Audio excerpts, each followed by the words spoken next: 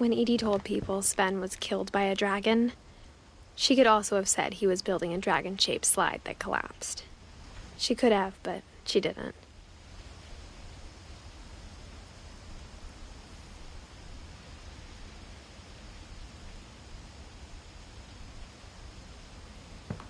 Even in her 90s, sometimes Edie seemed a lot younger than my mother.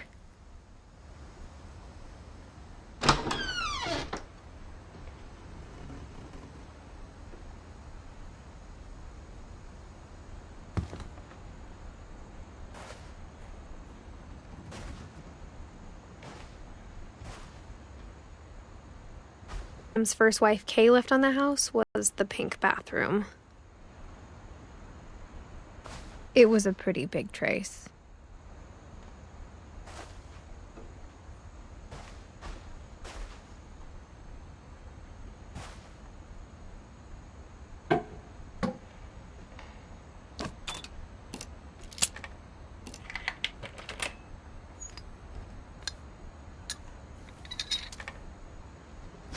There's a secret in this bathroom. It's in the last place you would look. It isn't in the cupboard.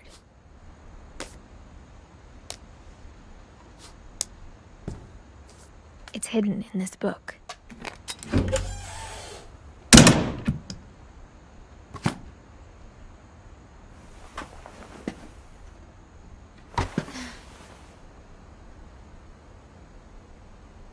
Sven gave Sam an old camera he'd refurbished. He never put it down.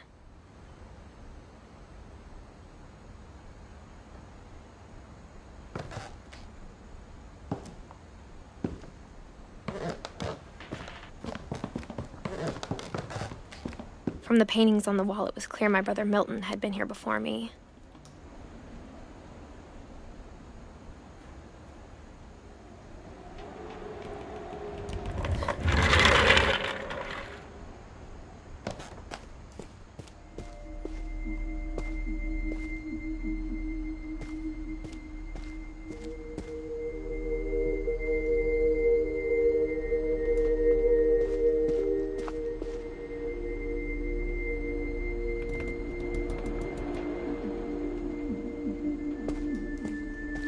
I knew Grandpa Sam had a twin,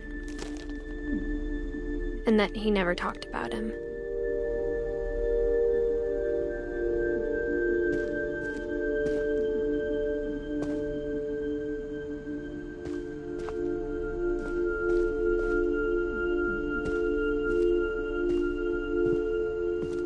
I guess my grandpa didn't like history any more than my mom did.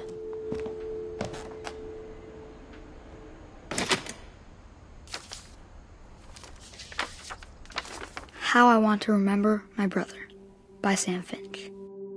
The thing I remember is that when he made up his mind, that was it.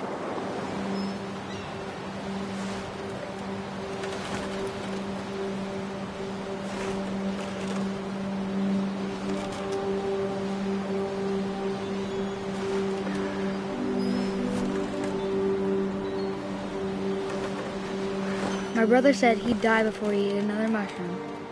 And he did. At Barbara's funeral, we swore we'd never be afraid again. And he wasn't. I think Calvin always wanted to fly. Mom! Calvin! Dinner's ready! Coming! But that day, he finally made up his mind to do it. It was impossible. Maybe if I hadn't said that. Calvin, I'm not going to tell you again. Maybe if the wind hadn't picked up. Then maybe he'd still be here. But I doubt it. I think he'd already made up his mind. That's what I want to remember about my brother.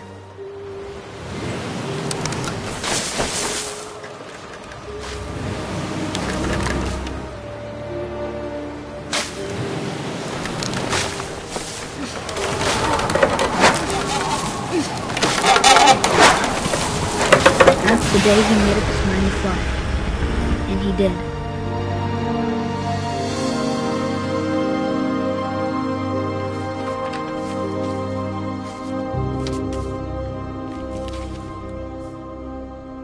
Calvin's story felt strangely familiar. When I was younger, I remember trying to do the exact same thing.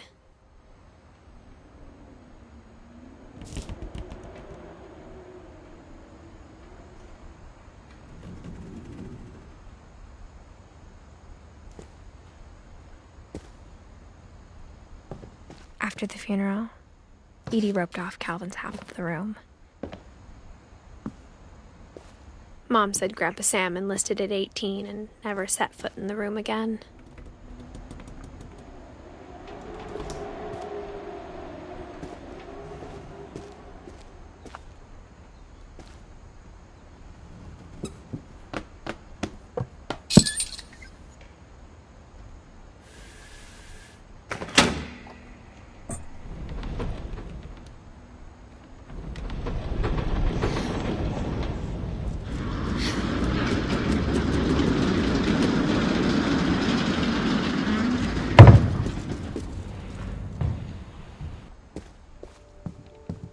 The passages were a pretty tight fit. They'd obviously been built for smaller hands and bellies.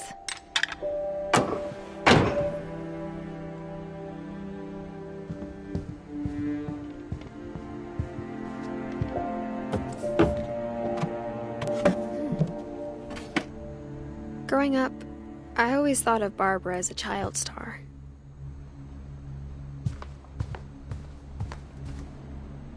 I never thought about how hard it must have been for her afterwards.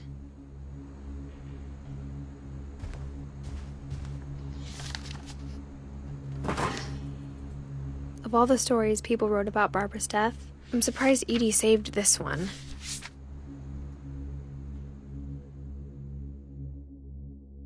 Old Jack here with another ghastly tale inspired by America's most unfortunate family. I'm calling it The Surprise Ending of Barbara Finch. As a child star, Barbara was famous for her scream. Now at 16, she was all washed up. A has-been. But in a lucky break, she'd been asked to perform her signature scream at a local convention for monster movie fans. It was just the boost her career needed. Unfortunately, her scream hadn't aged well. Getting better. I think you just need the right motivation. Her biggest fan and current boyfriend, Rick, was about to demonstrate when... Now that was a great scream. It was Barbara's father, Sven. He'd slipped into a table saw and had to be rushed to the emergency room. So Barbara got stuck babysitting her youngest brother, Walter. Her convention comeback was cancelled. Okay, I'm hearing frustration, but I'm not hearing terror. What if I tried... A gang of hoodlums in Halloween masks have been terrorizing Orcas Island tonight. Police are urging residents to... That came from the basement. You're right! Also, I loved your delivery on that. Why is your basement door locked? Because my dad likes making puzzles and secret passages. There's a key hidden in the music box.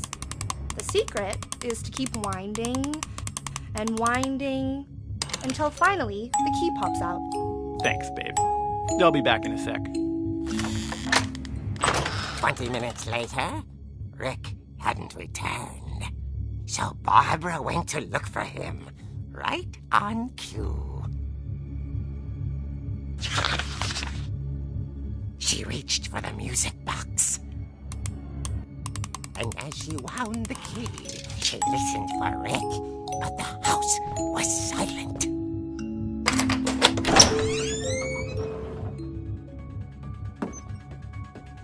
Rick? She found Rick Scratch and imagine the worst.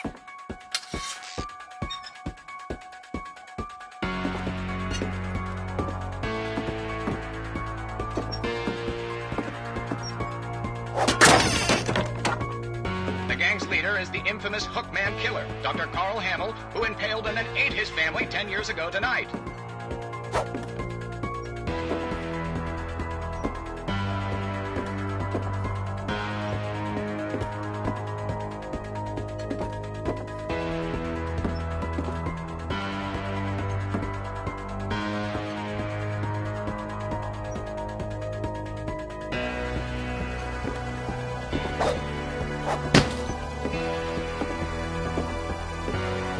Old Finch rattled and grew still.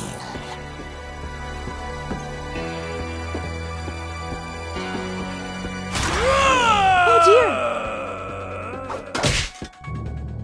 Oh! Rick? Barb, relax. I was just trying to scare you to help you find your scream. Well, I'm not scared, Rick. I'm furious. Then act furious.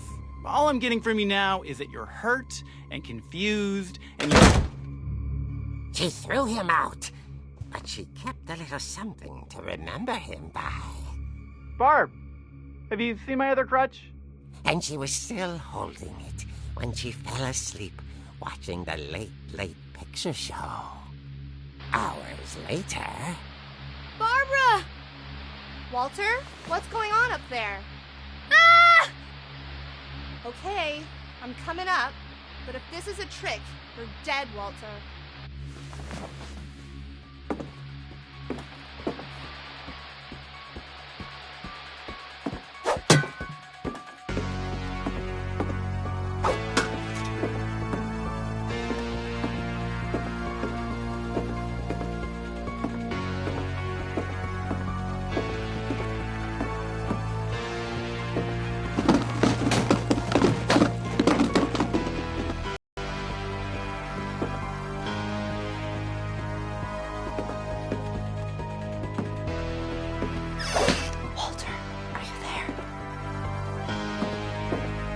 Walter had vanished, but his bedside radio was still on. Orcas Island police describe the man as 6 feet tall, with a steel hook for a hand. Residents are urged to lock all doors and windows and notify the police of any suspicious activity. Barbara turned, saw the hookman, and was speechless. He was quite smashing. And he was. He couldn't get enough of Barbara. Okay, Barbara, there's gotta be another way out of here.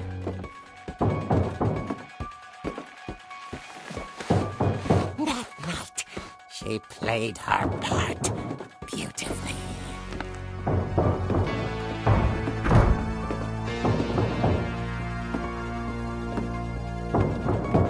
She thought about abandoning Walter, but just couldn't do it. Molly's door hadn't been opened in years. The hinges groaned.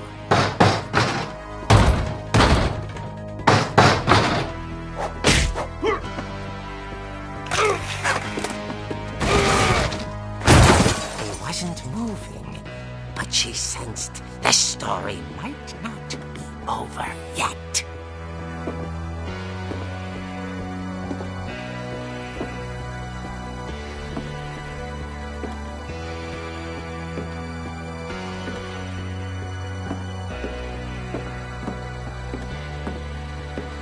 The hookman had vanished. She listened for his breathing, but all she heard was...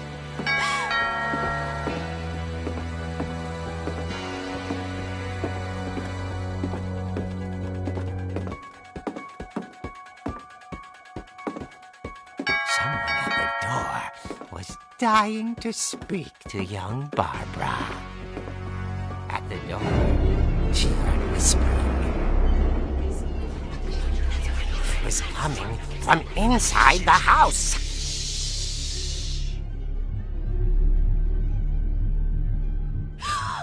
Oh dear. The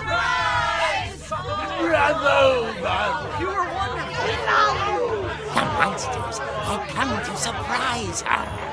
For Barbara, it was a dream come true. Then she saw what kind of monsters they were, and she realized what was about to happen. She was going to be famous. And with her final breath, Barbara Finch gave the performance of her life. I wasn't there myself, but I hear Barbara was magnificent. Poor girl. She had a taste for stardom. But unfortunately, so did her fans. Of course, the police blamed it all on poor Rick, who disappeared the same night. And little Walter? Hiding under his bed the whole time. He took it all pretty hard, but that's another story. As for Barbara, tucked inside the music box is all they ever found of her. Her ear.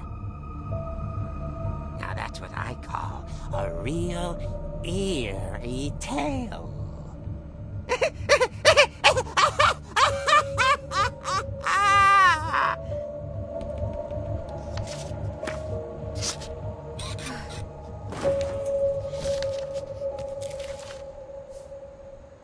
Edie remembered, as absurd as that comic was.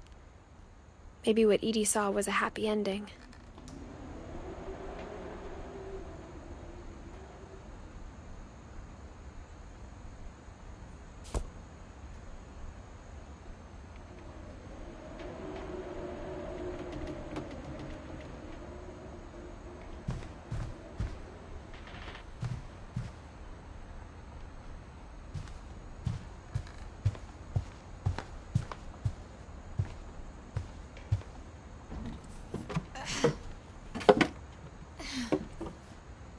I guess now I know why Mom didn't like me playing with the music box.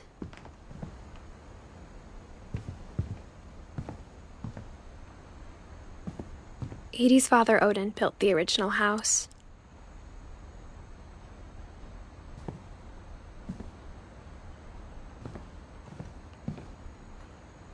Whenever people ask me about my family, the first thing they always want to know about is Barbara.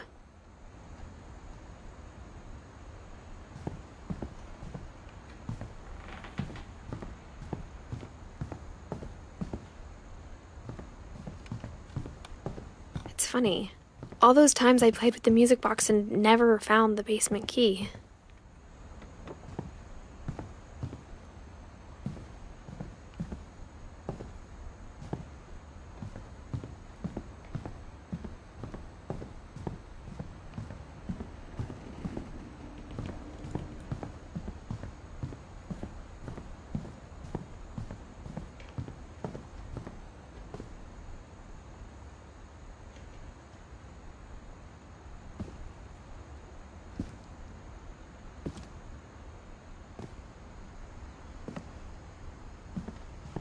A lot of things got left behind in the whirlwind of that last night.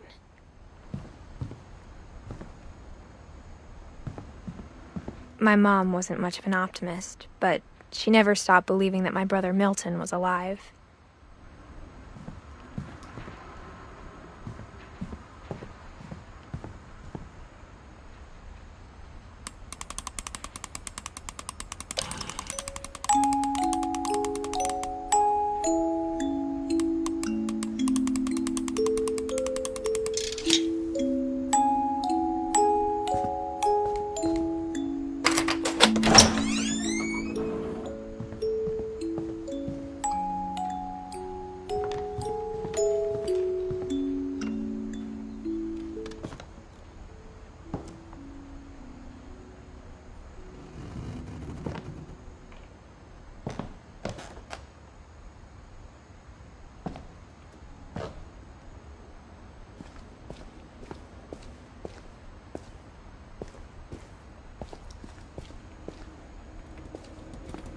Mom said the basement was off limits, unless I wanted another tetanus shot.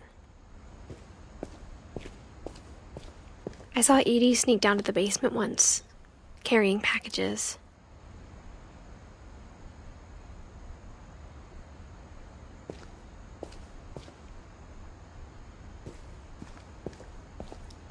I thought maybe she was hiding presents. It turned out she was hiding a lot more than that.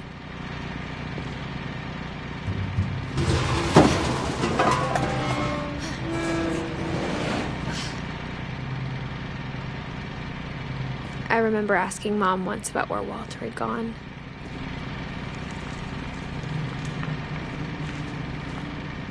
She said after Barbara died, he got as far away as he could.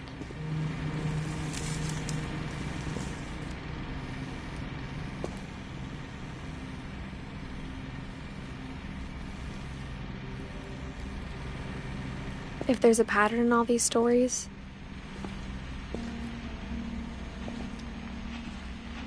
I think it's that none of us has gotten very far.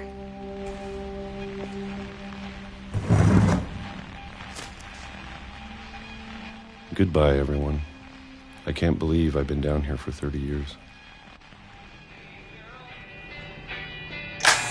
On that first day, after the shaking started, I didn't think I'd survive a week.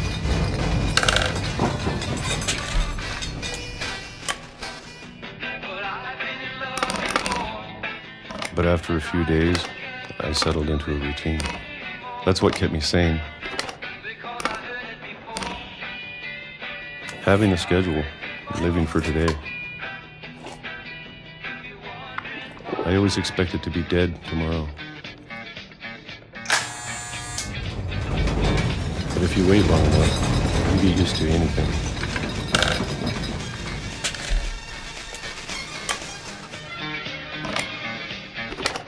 Even a monster on the other side of the door starts to feel normal.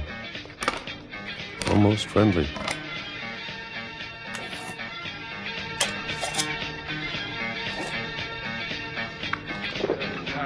And then one day, everything just stopped. Whatever that thing was, it was gone. Maybe it got tired of waiting. Or maybe I just got tired of being afraid.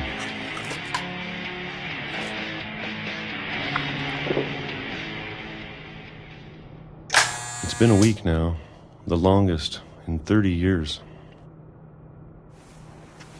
I'm done waiting. I have to leave while I still can.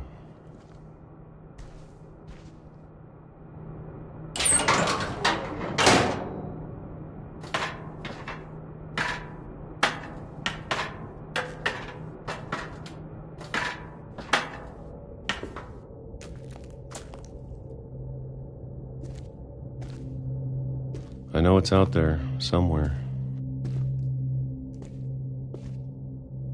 Whatever killed Barbara and Molly and Calvin. Maybe this is all a mistake. But I need to stop living the same day, even if it kills me.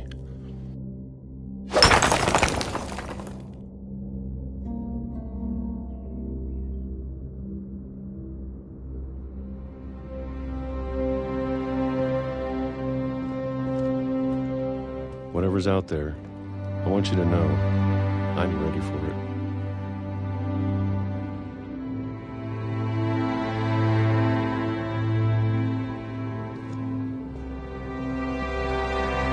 I'm going to appreciate all of it, especially the food.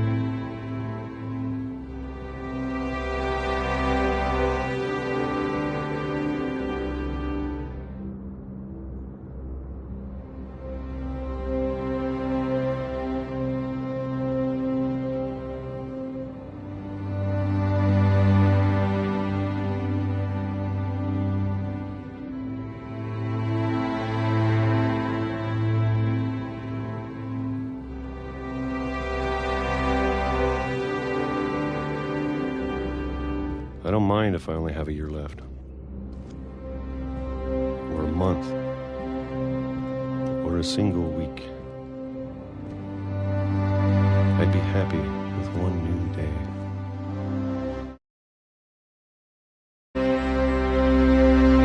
I can already imagine the sun on my face.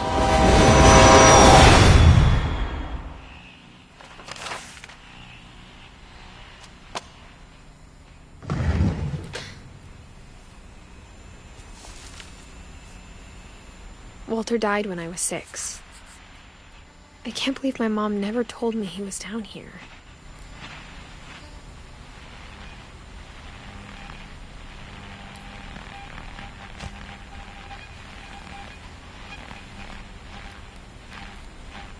I'm sure my mom was trying to protect me.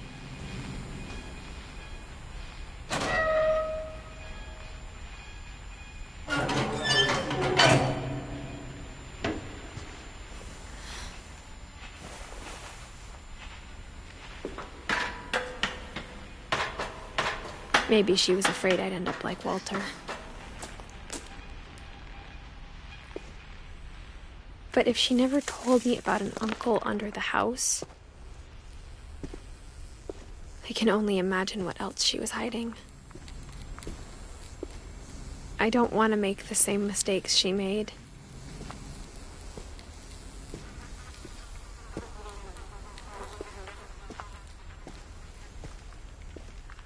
Trying to bury something that's still alive.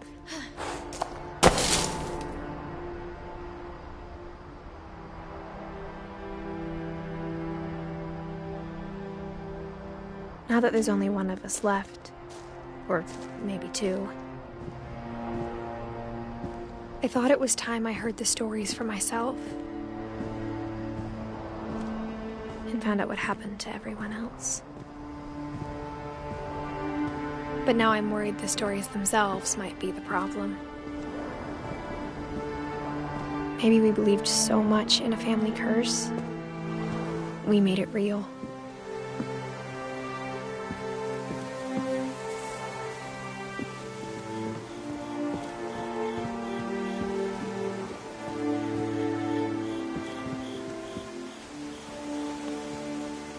I don't know if I should even be writing this.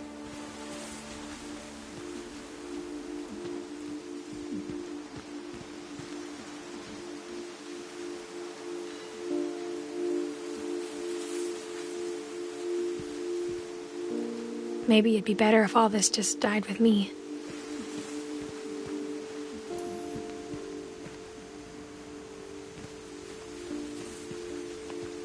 But I thought you should know about your family.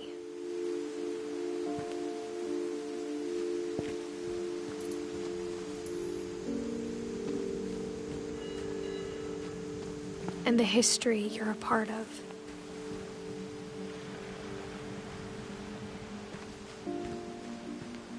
Though to be honest, I feel as lost as you probably do right now.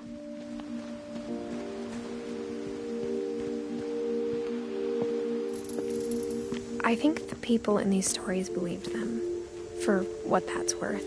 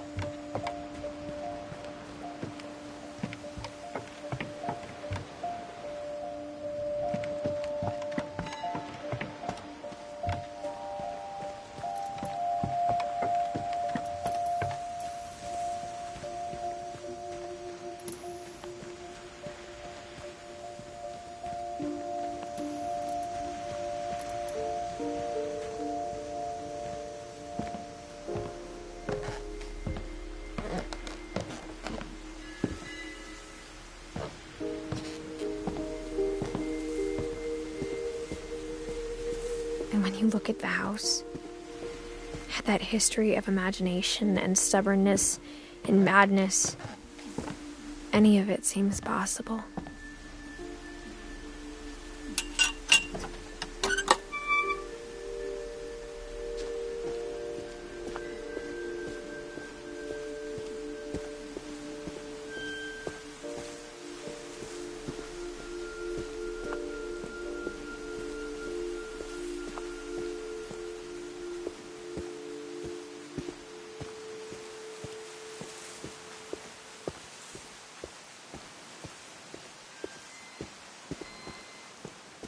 I think we've been surrounded by death for so long, we've just gotten used to it.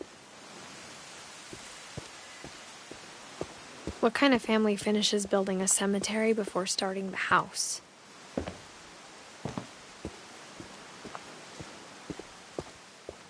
It's embarrassing for me to admit this, but the pet cemetery made me more uncomfortable than the human one. 3 of the gerbils were mine, and 2 had been my fault. Sven built the house, but it was Edie who designed the cemetery.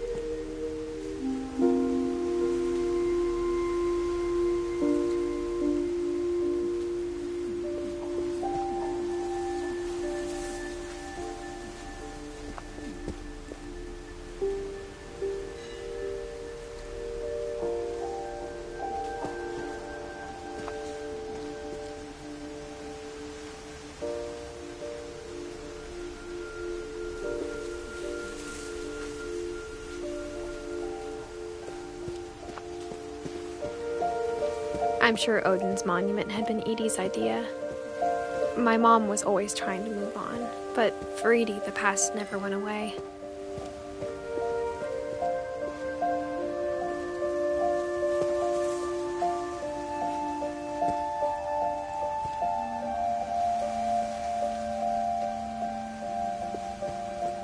She could see it poking out of the water at low tide.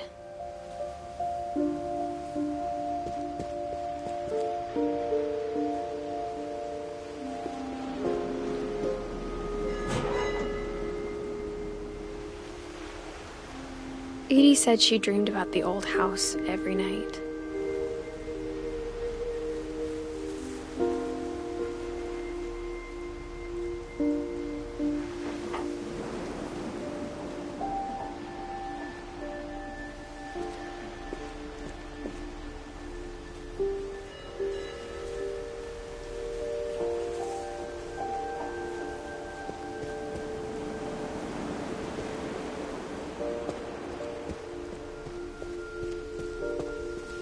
Edie's side was always easier for me to understand.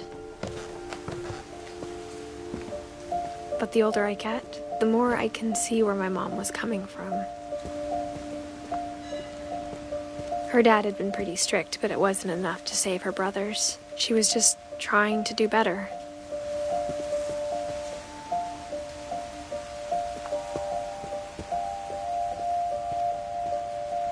She lost 2 of her brothers, just like I did.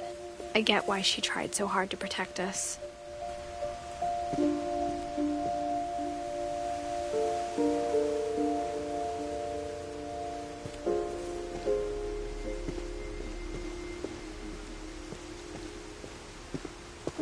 There's so many things I wish I could ask my mom now. Part of me thinks this is what she wanted all along. For me to come back someday and find everything out for myself.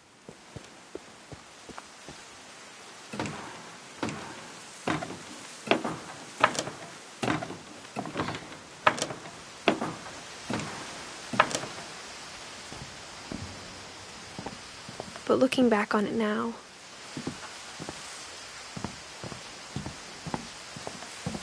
if she told me there was going to be so much climbing, I never would have come when I was 22 weeks pregnant.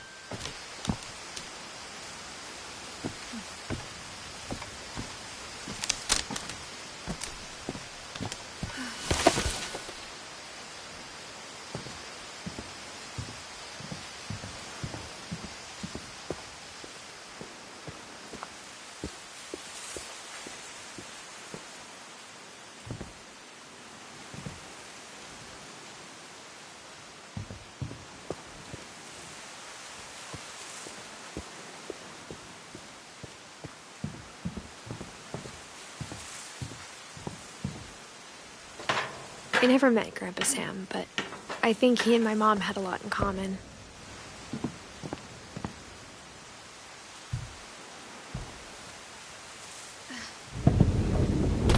They were both pretty intense.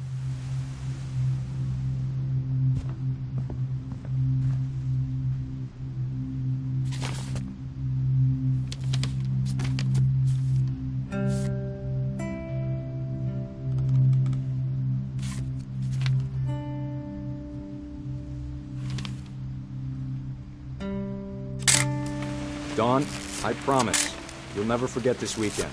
Yes, sir. These memories are gonna last a lifetime. Am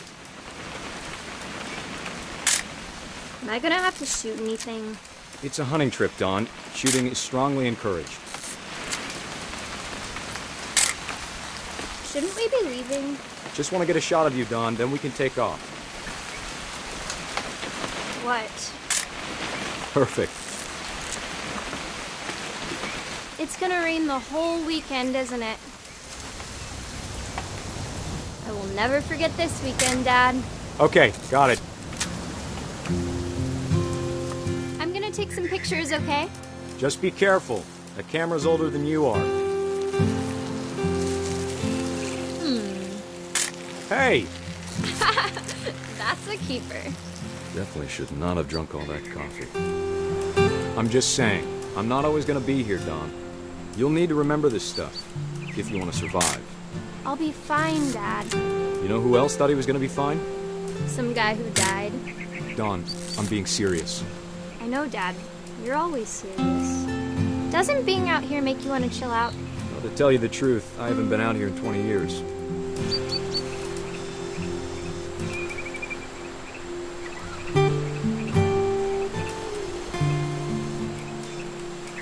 Last time I was with my brother Calvin. Man, that was a great trip. Your grandpa Sven taught us how to fish, how to build a fire. We found an old logging trail. There were deer everywhere. I bet if I could remember where that trail was, we'd spot a buck for you in no time.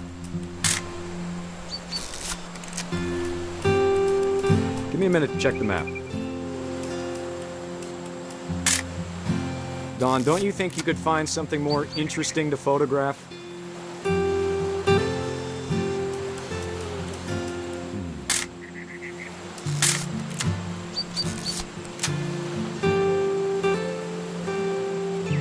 Let's see.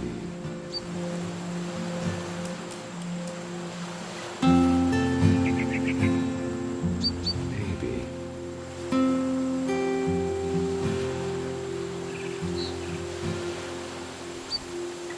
Was it?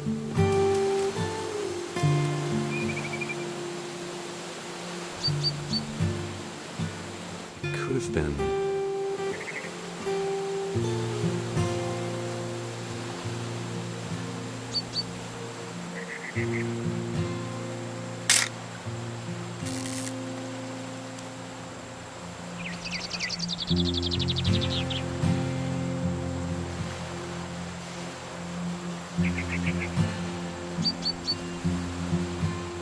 Dad! Good eyes, Dawn. Before you take the shot, let me get a picture of you. Dad, I... Let me get behind you. Do I have to do this? Dawn, you don't have to do anything. But if you want to survive... Great shot, Dawn!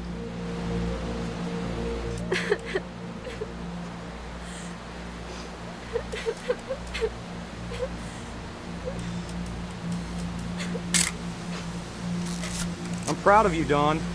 Always remember that, okay?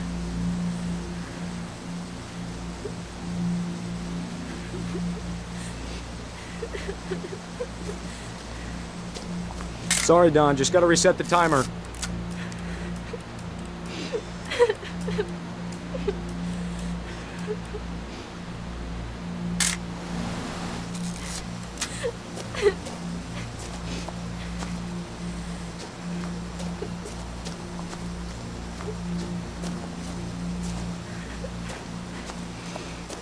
Dad, it's twitching.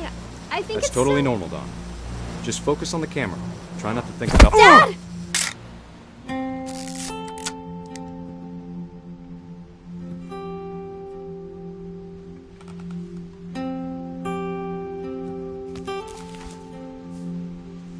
Of all these stories, that's the one I wish most that my mom had told me.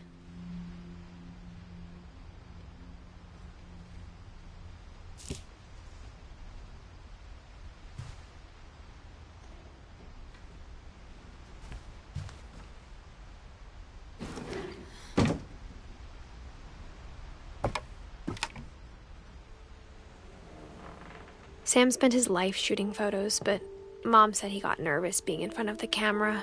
I guess we're all afraid of something.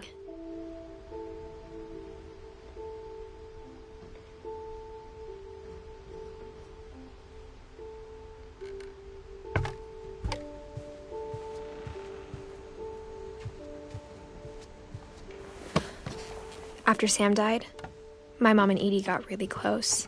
They'd both lost a lot.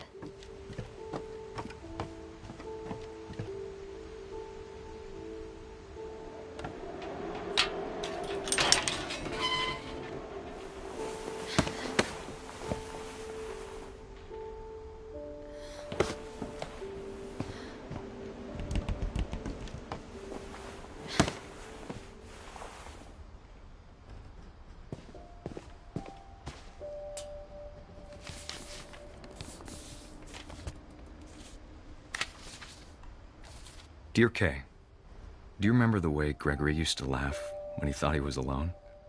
Like something funny was happening, but only he could see it.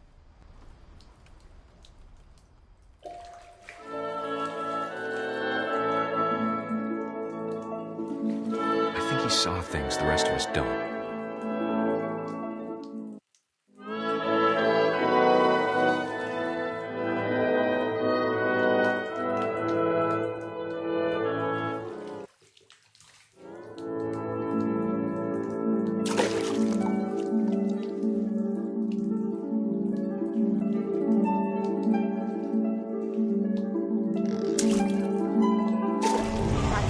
Gregory, it's time to... Hold on, sweetie. Hello? Sam, I told you I don't want to talk right now. I wonder what he saw.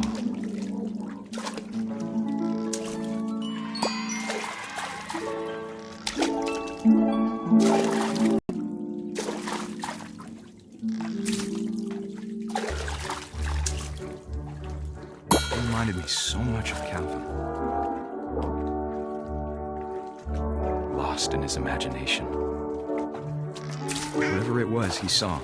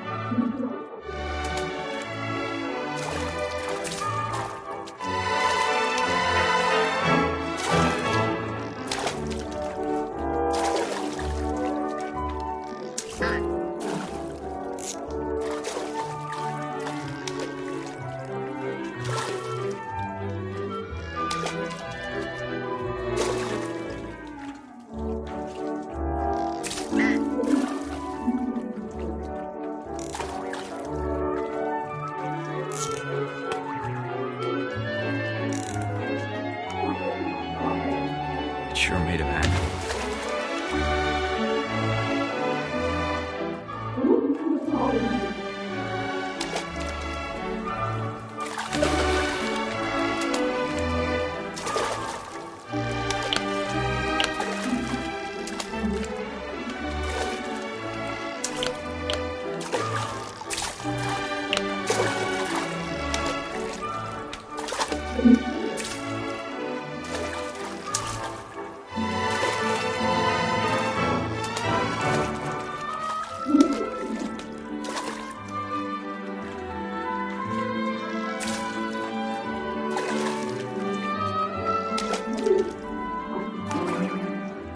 I know how silly it sounds.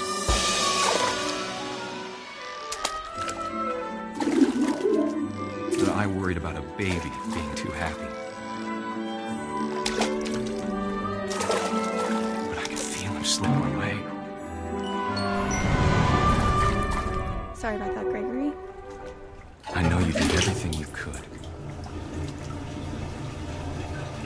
Maybe if I hadn't called that night.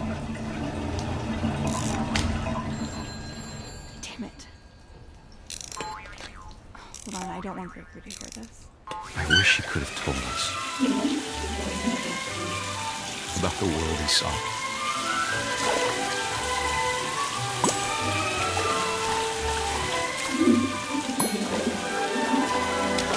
There's so much I don't understand about Gregory, about everything.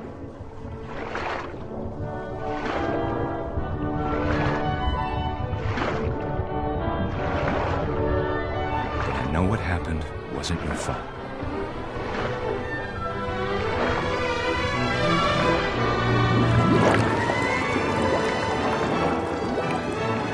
I'm sure he's happy. And he'd want you to be happy too. Good luck, Kay. Love, Sam.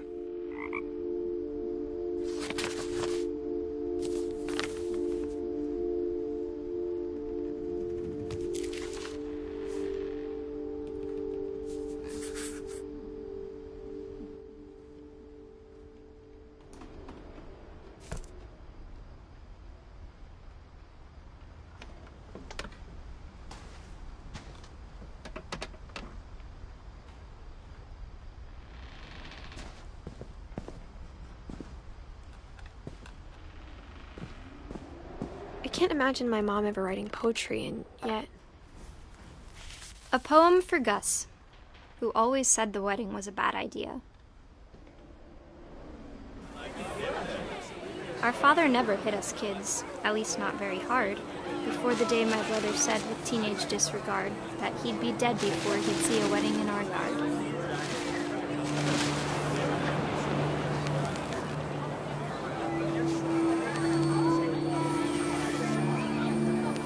My father made him come, of course, but Gus stood far apart, just flew his kite and bottled up the storm inside his heart.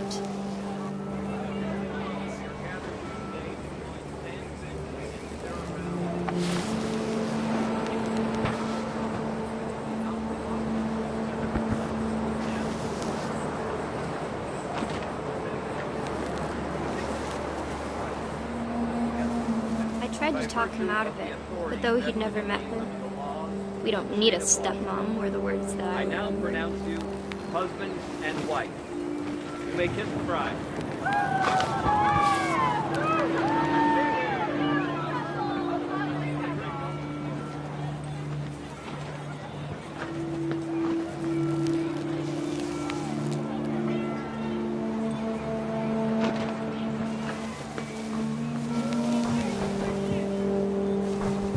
When the time for photos came, Dad ordered him to come here. But Gus declined and as a sign held up his middle finger.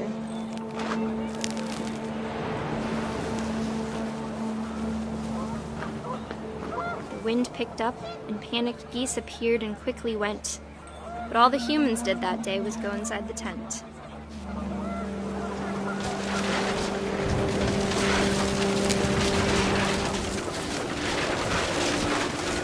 The rain came down in buckets then, but no one seemed afraid that nature might destroy the tent our dad had crudely made.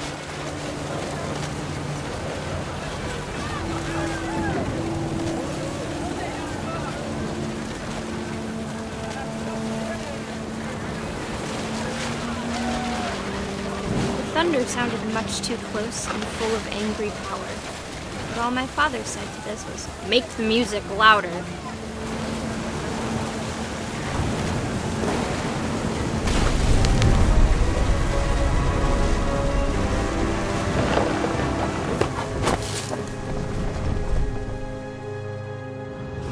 I wish that I could truly say I thought about you on that day.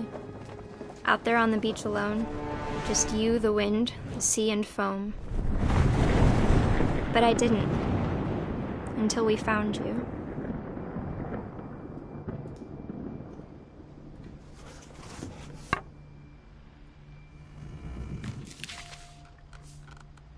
She never talked about him, but Mom told me once if I was a boy, they were going to name me Gus.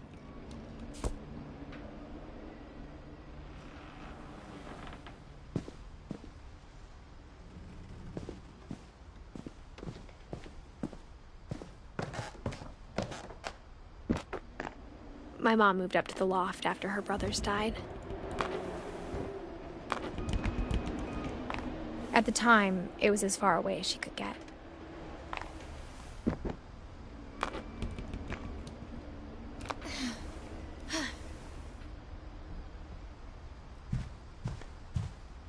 She spent a summer building houses in Calcutta, where she met my dad, Sanjay.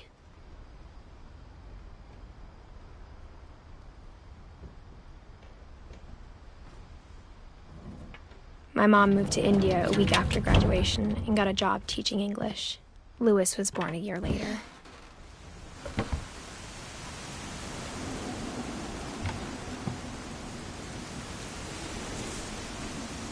When my dad died, I don't think Mom knew where else to go. I'm sure Edie was happy to have her back.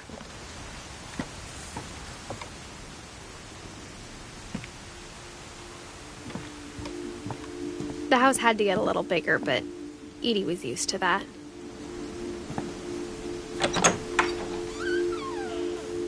And for a while, things were good. Almost normal.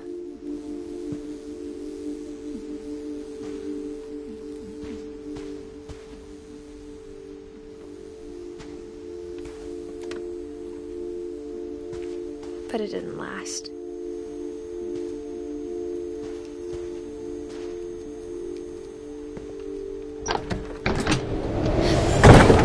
The beginning of the end was Milton's 10th birthday, when Edie gave him a castle.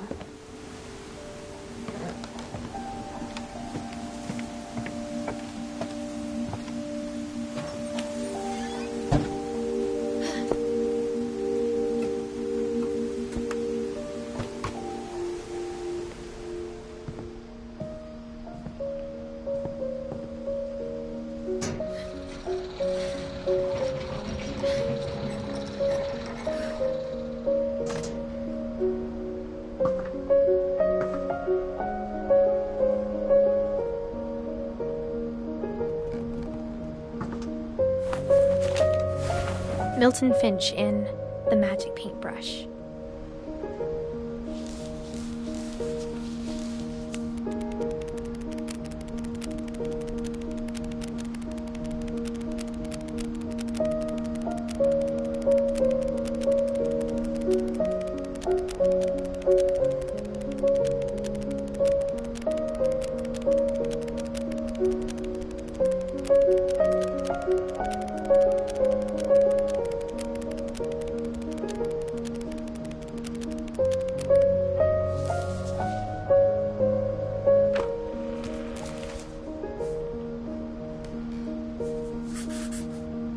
I was 4 when Milton disappeared.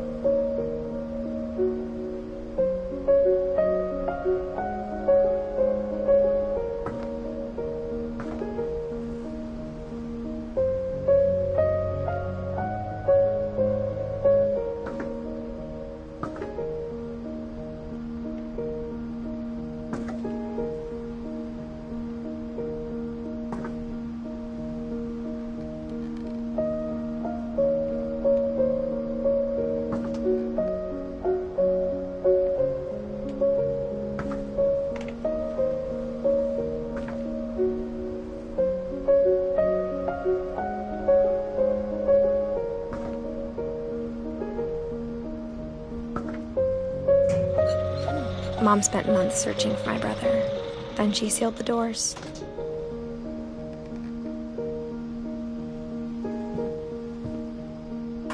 Whatever Milton had found in the house, Mom didn't want it getting out.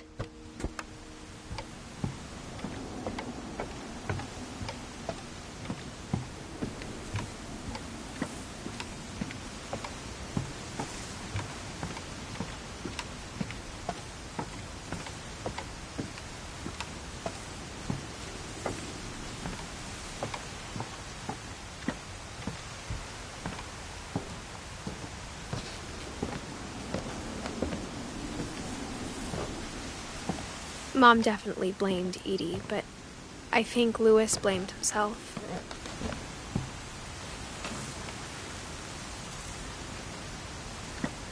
After he graduated, he just spent more and more time in his room, until Mom got him a job at the cannery.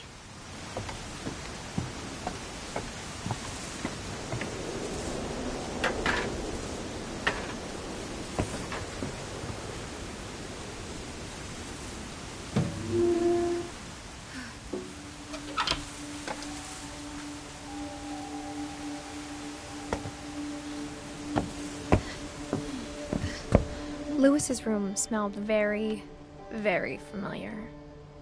That part of him lived on.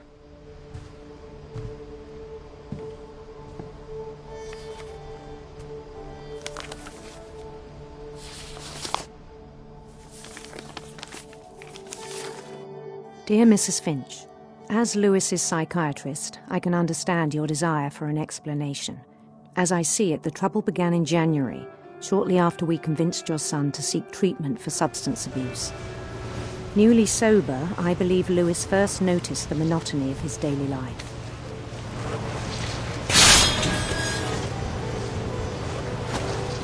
He kept working at the cannery, but he withdrew part of himself. In our sessions, I saw the same behavior. His mind began to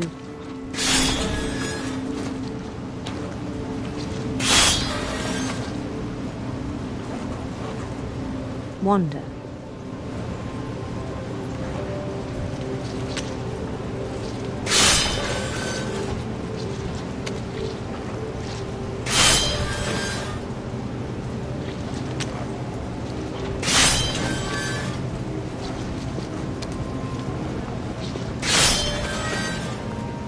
I asked him to describe it. He said he started small, imagining a labyrinth.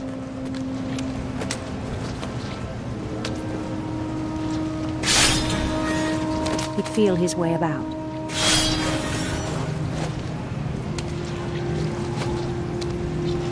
Then something moved. Bats. And toads.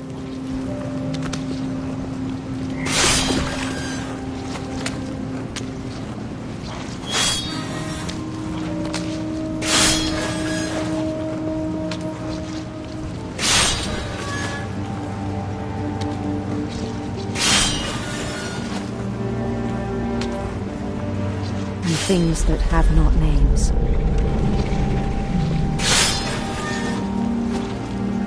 He knew it was all in his head, but he took it very seriously. I had hoped he'd find himself.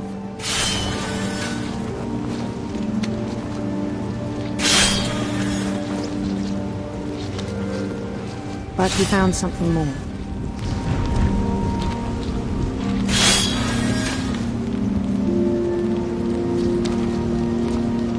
I worried about him then.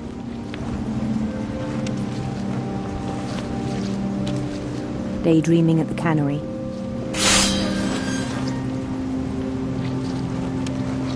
I spoke with his boss.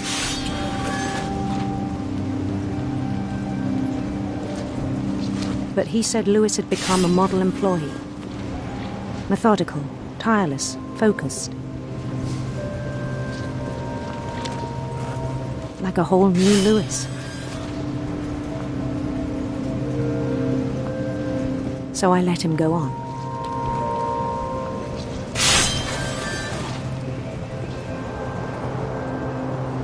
I even encouraged him. It seemed very promising at first. He told me he'd made a new friend.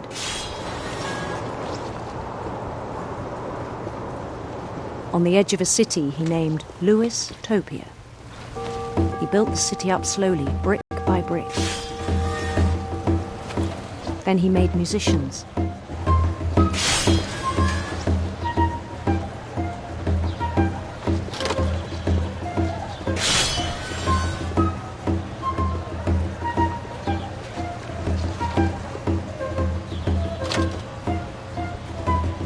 And songs for them to play.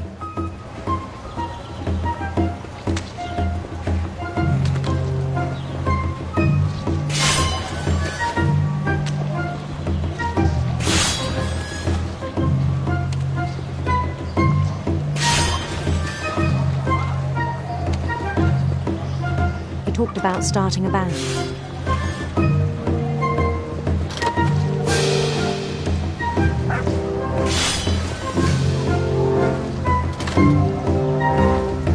And he was always humming something.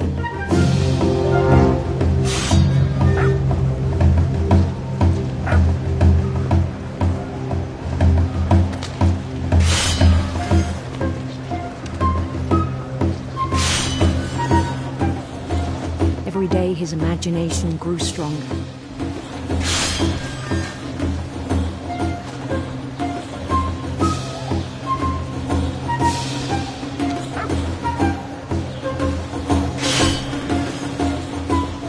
He no longer spoke at the cannery.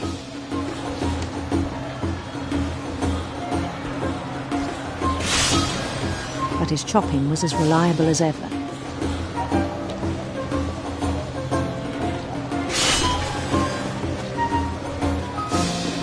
Then one day it struck him.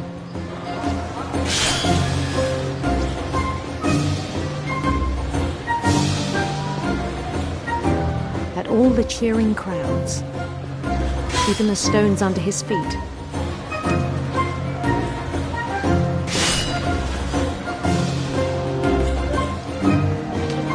were all in his imagination, so he could do whatever he wished.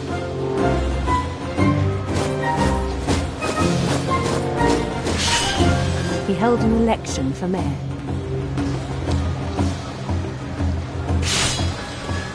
And he won. They begged him to stay, but his mind was already wandering. It became a game for him.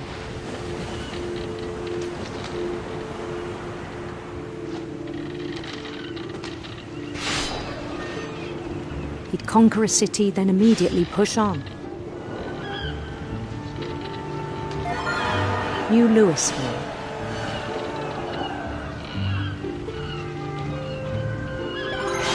St. Louis. He started drifting away from our reality.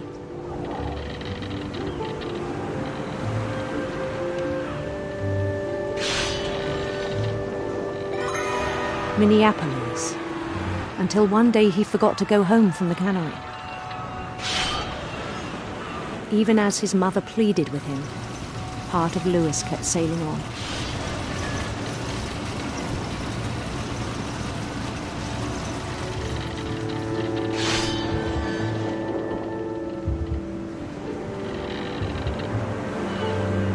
In Louisburg, he heard rumors of a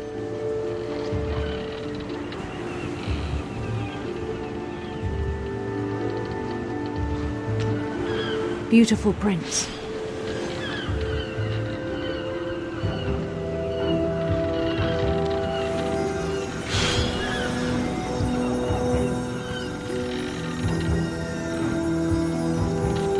The prince was on his own quest for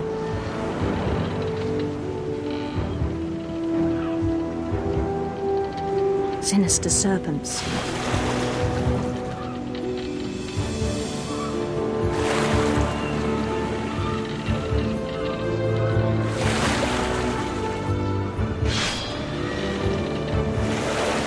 He followed the sound of his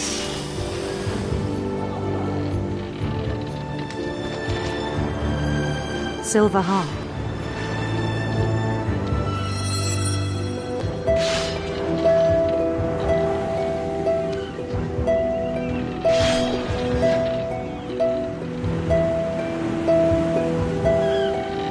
His chase led him to a golden palace east of the sun and west of the moon. Even then, his logic remained sound. He knew the world was all in his imagination.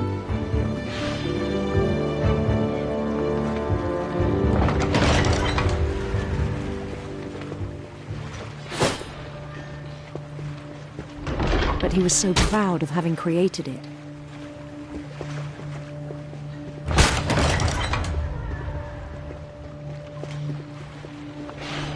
In his own eyes, he'd become something greater than a king.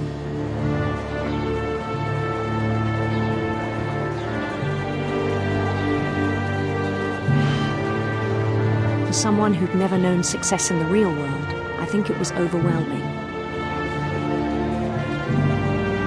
And then it struck him that the real Lewis was not the one chopping salmon, but the one climbing the steps of a golden palace.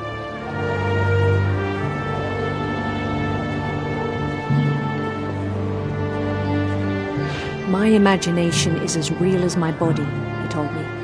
It was hard to argue with him.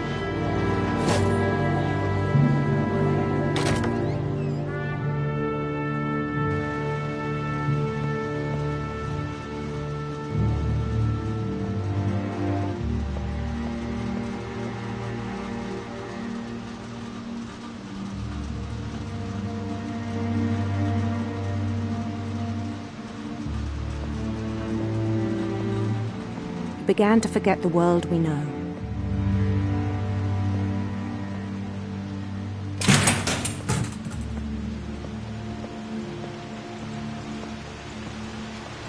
I think it pained him to remember Lewis, the cannery worker.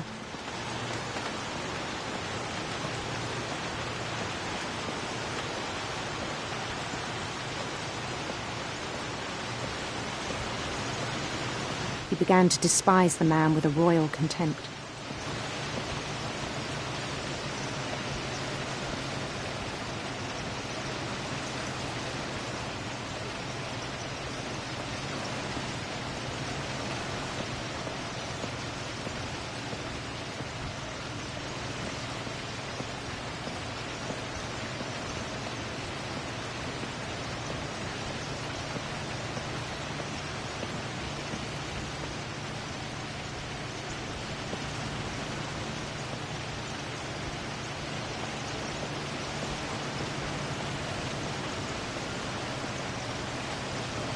I still thought I could save him.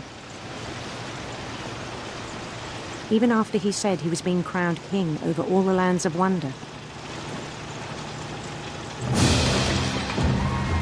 The palace would be packed with his companions.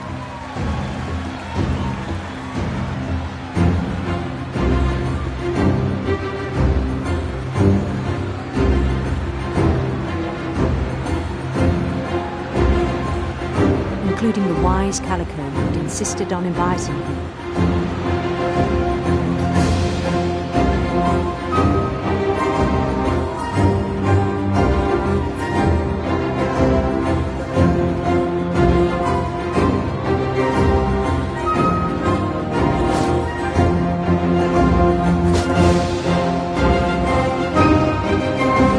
His prince waited, holding his crown.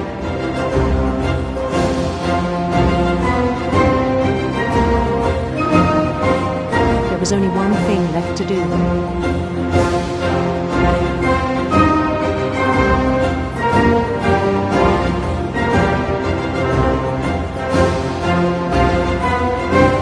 Bend down his head.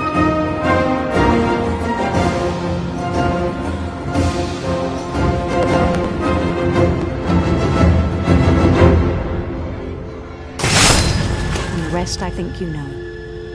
Mrs. Finch, your son was a kind man who will be missed by all of us who knew him.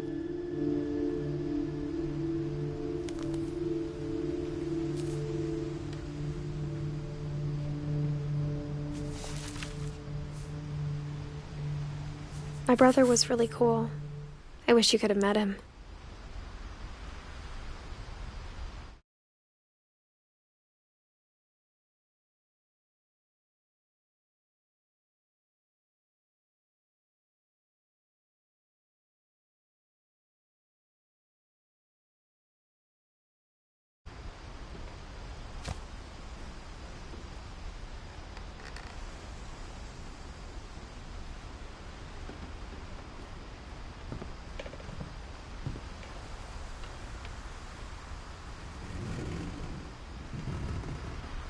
Lewis and I spent a lot of time playing games together, but he was surprisingly bad at them. He died a lot.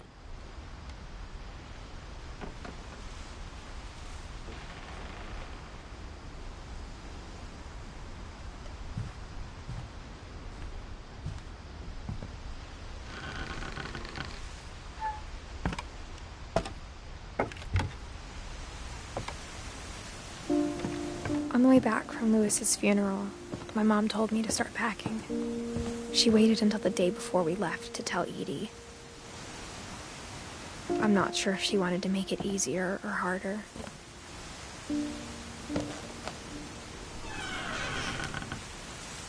I wish we'd stayed. But I understand why we left.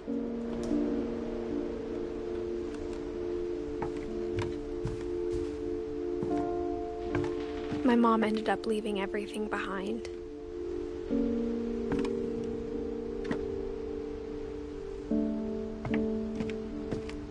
What happened that night had been coming for a long time. Maybe it should have come sooner.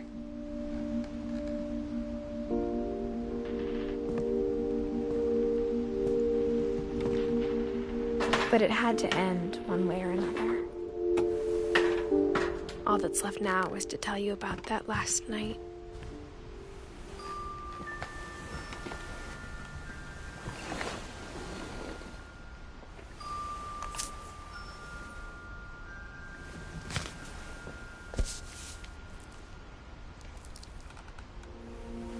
That whole last day, Edie just watched us pack and didn't say a word.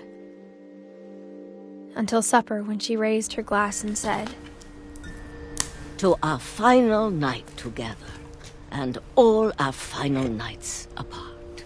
Grandma, you know what I said about alcohol. Some of your medications are very Edith, specific. I left a present for you in the hallway. Why don't you go open it? The grown-ups have to argue now. I'm sorry, you're right. We're all leaving tomorrow. Let's just enjoy our last... I'm not leaving. Edith, you're excused.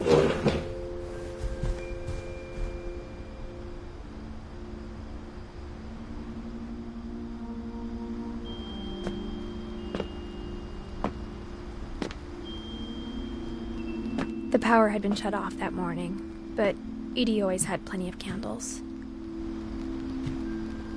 When my mom sealed the library, I don't think she knew about the other entrance. Or that Edie had a key to it.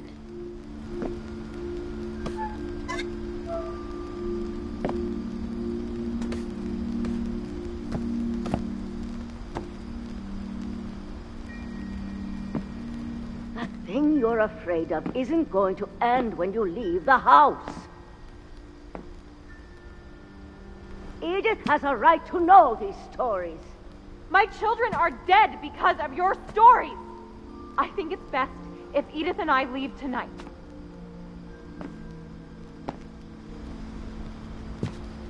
We'll have the nursing home send a van for you in the morning, okay?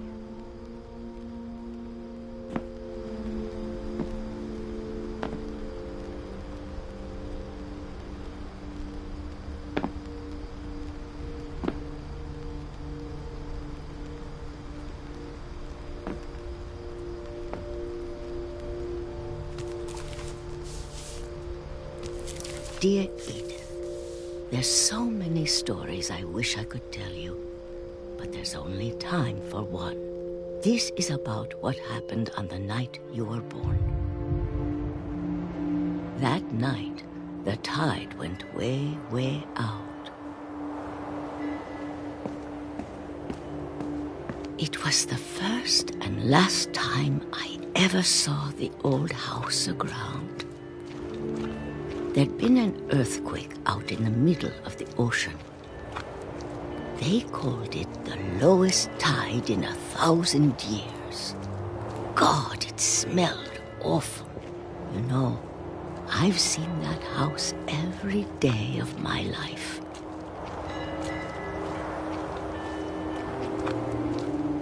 But I never thought I'd go back to it. When the fog rolled in, I lost my way.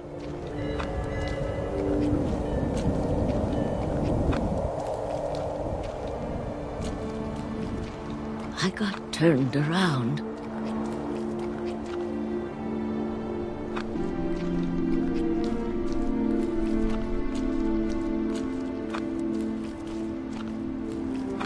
For a while, I wandered.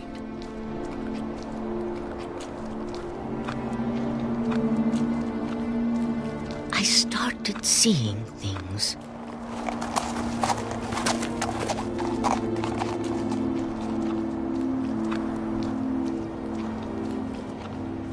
Things I'd forgotten had ever existed.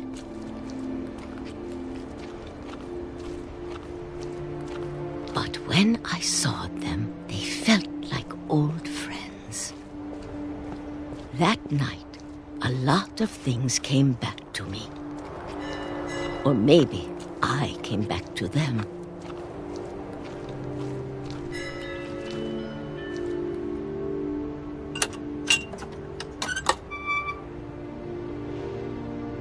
Things I can't explain, but that I need you to try and... Edith, what are you doing in here? It's mine. Edith! Mom, you're gonna rip it! Let go! I kicked and screamed, but Mom dragged me to the car.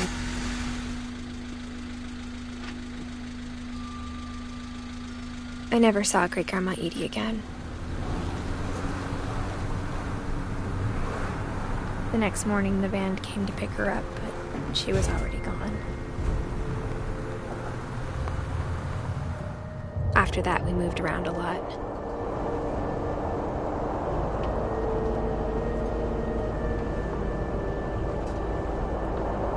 We both tried to make the best of it.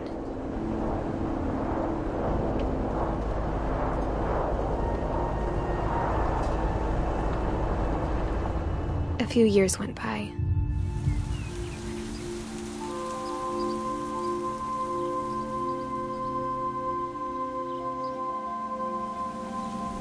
My mom didn't like to talk about it. But she started getting sick a lot. The rest happened pretty quickly.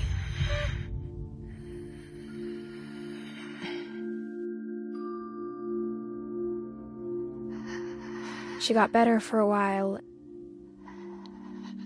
and then she didn't.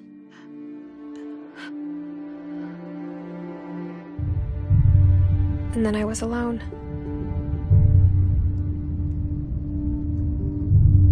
The last Finch left alive.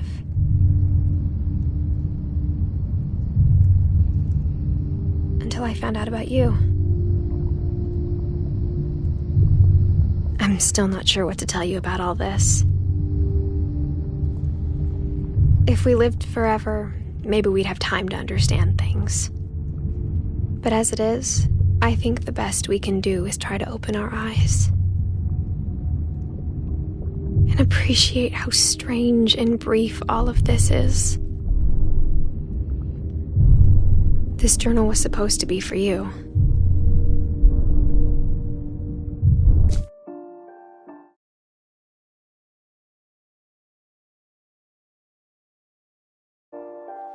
But now I hope you'll never see it.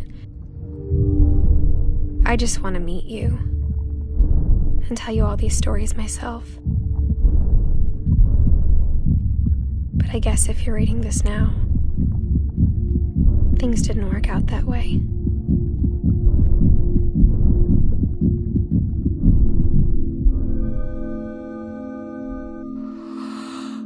This is where your story begins. I'm sorry I won't be there to see it. It's a lot to ask, but I don't want you to be sad that I'm gone. I want you to be amazed that any of us ever had a chance to be here at all.